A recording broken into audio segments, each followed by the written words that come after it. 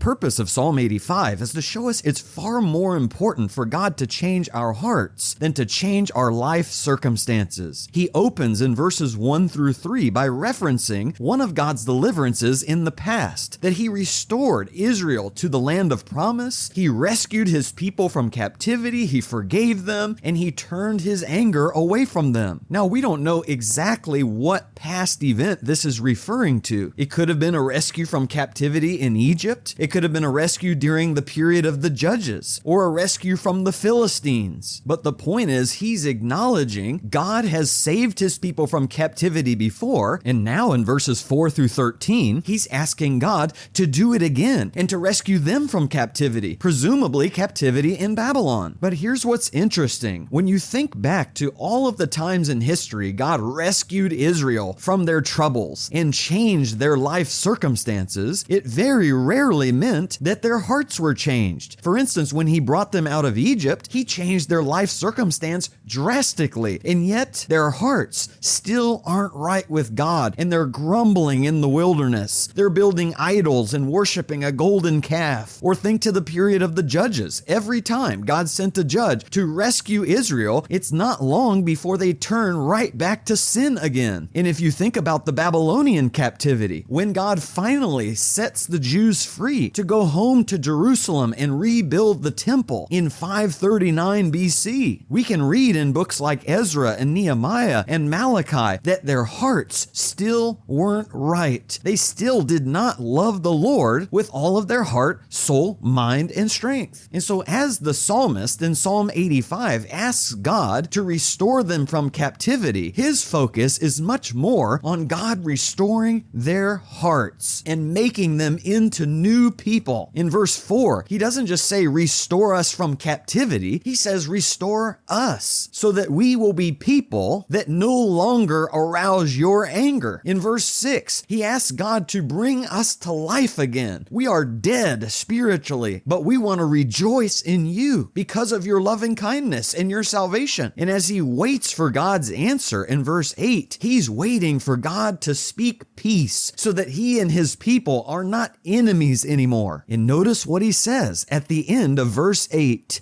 let them not turn back to folly. That's always what God's people have done whenever he rescues them from captivity, is that they return to the foolishness that led them into captivity in the first place. And so he's saying, let it be different this time, that when you rescue us, we'll actually serve you and we will fear you in verse 9, so that your glory in your temple can dwell with us forever in our land. He's noticing that unless our hearts are changed and we become new people who actually fear you and honor you, our circumstance is just going to bounce back and forth. We're going to go in and out of captivity the rest of our lives because you're going to save us, and then we're going to turn back to our sin, and then you're going to pour out your anger on us again, and then you're going to save us, and then we're going to turn back to our sin, and the cycle just repeats. Instead, he wants to put an end to this cycle of in and out of captivity, and he just wants to be right with God. He wants himself and his people to be at peace so that God no longer has cause to be angry with them. And he looks forward to the day in verse 10 when loving kindness and truth can become friends again, and when righteousness and peace can embrace each other in this beautiful family reunion. If you think about it, before sin entered the world, loving kindness and truth were on the same side, and so were righteousness and peace. But once sin entered the picture, now there's a disconnect between loving kindness and truth, because God is loving, but he's also truthful. And the truth is they sinned against him. And so even though God wanted to be loving and kind to them because they are in covenant, the truth is they've broken his covenant and cut themselves off from his loving kindness. The same thing is true with righteousness and peace. When sin entered the picture, those two became incompatible because the only way to have peace with God is to live righteously. But because we didn't live righteously, now the peace is lost. And yet he looks forward to the day when all four of those things can be reunited because they're actually faithful and true to God's covenant, so they can enjoy his loving kindness. And they're actually living righteously, so they can be at peace with him. And in verse 11, it's a beautiful picture of unity between heaven and earth. That on the earth, God's people are walking in truth and faithfulness to God. And because of it, God looks down upon us from heaven and blesses us in righteousness. And he's confident in verse 12 that the Lord is going to bless his people once they start being faithful to him again. And God's righteous character will show them the path in which they should walk, so that they're following his lead now and not returning to folly. And so the practice for us is to be far more interested in God changing our hearts than in God changing our life circumstance. So often our emphasis in prayer is, God, please help me out of this situation. God, please change this so that I'm not going through this suffering anymore. Help me get this new job in a new town. Help me find a wife so I'm not single anymore. God, please get me out of the hospital because I'm tired of being here and I just want to go home. And it's certainly not wrong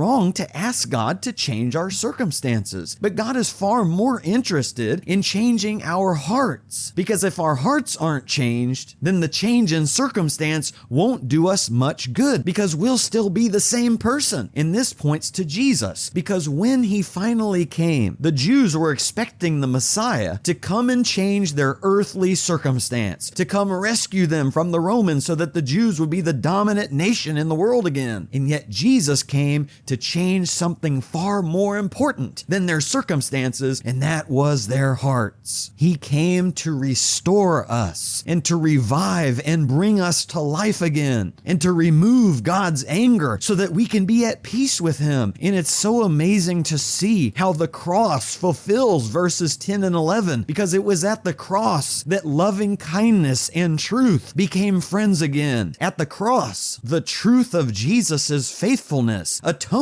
for our unfaithfulness so that we could now experience the loving kindness of a covenant relationship with God again. It reminds me of John 1 in verse 14, where it says Jesus came as the only begotten from the Father, full of grace and truth. And it was at the cross that righteousness and peace can kiss each other, because before, God's righteousness meant that he had to pour out judgment on us and had to be our enemy because of our sin. And yet Jesus took God's righteous judgment upon himself so that now he could be at peace with us again. And as Jesus hung on that cross between heaven and earth, he acted like a bridge to reunite heaven and earth so that human beings could now be at peace with God again and walk in faithfulness on the earth while God blesses us with righteousness from heaven. And so we praise God not just for changing our earthly circumstances, which he does often, but more importantly for sending Jesus to change our hearts and to change our relationship with him forever. And our prayer today is, Father, help me remember what's most important in life, and that is my heart and my relationship with you, so that whether you change my circumstances or not, what I care about most is that you change me.